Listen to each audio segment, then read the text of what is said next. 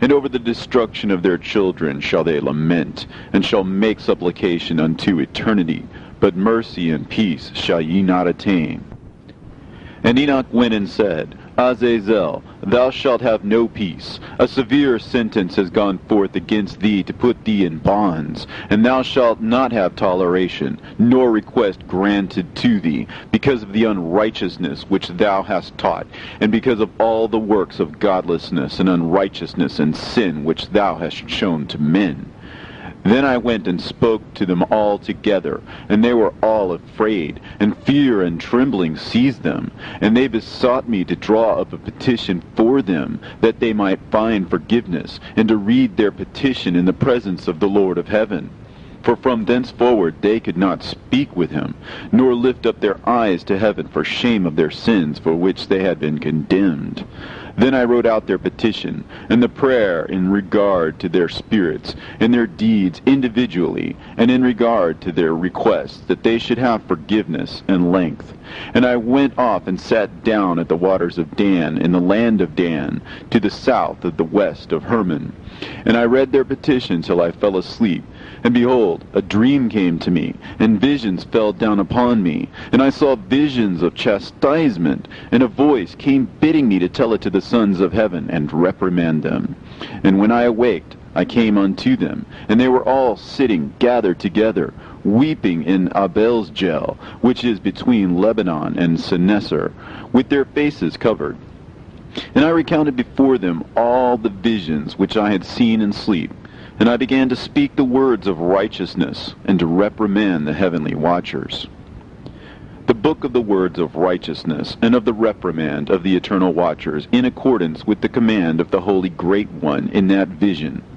I saw in my sleep what I will now say with a tongue of flesh, and with the breath of my mouth, which the Great One has given to men to converse therewith, and understand with the heart. As he has created and given to man the power of understanding the word of wisdom, so hath he created me also, and given me the power of reprimanding the watchers, the children of heaven.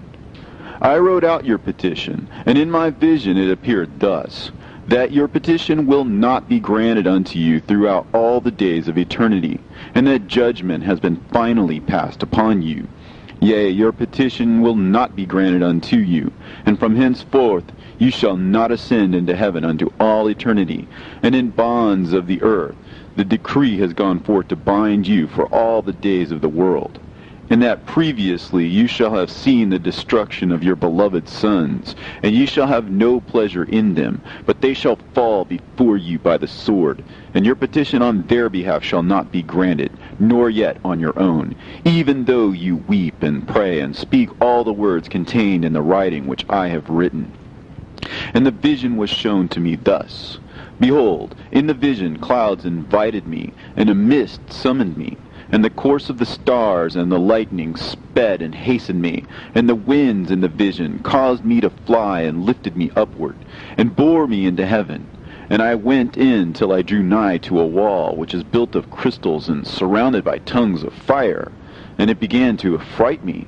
And I went into the tongues of fire, and drew near to a large house which was built of crystals, and the walls of the house were like a tessellated floor made of crystals, and its groundwork was of crystal, and its ceiling was like the path of the stars and the lightnings, and between them were fiery cherubim, and their heaven was clear as water. A flaming fire surrounded the walls, and its portals blazed with fire.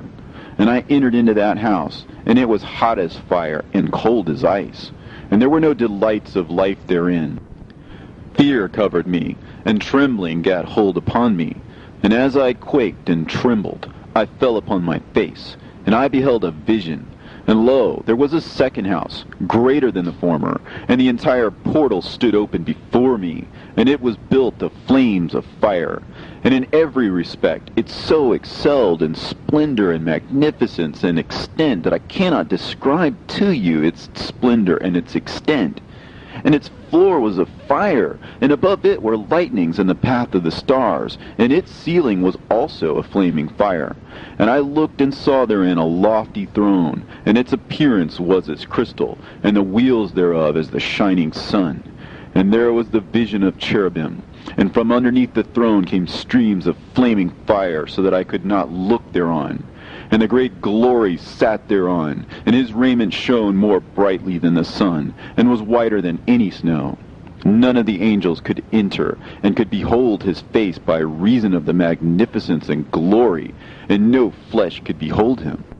The flaming fire was round about him, and a great fire stood before him, and none around could draw nigh him. 10,000 times 10,000 stood before him, yet he needed no counselor. And the most holy ones were nigh to him, and did not leave by night, nor depart from him. And until then I had been prostrate on my face,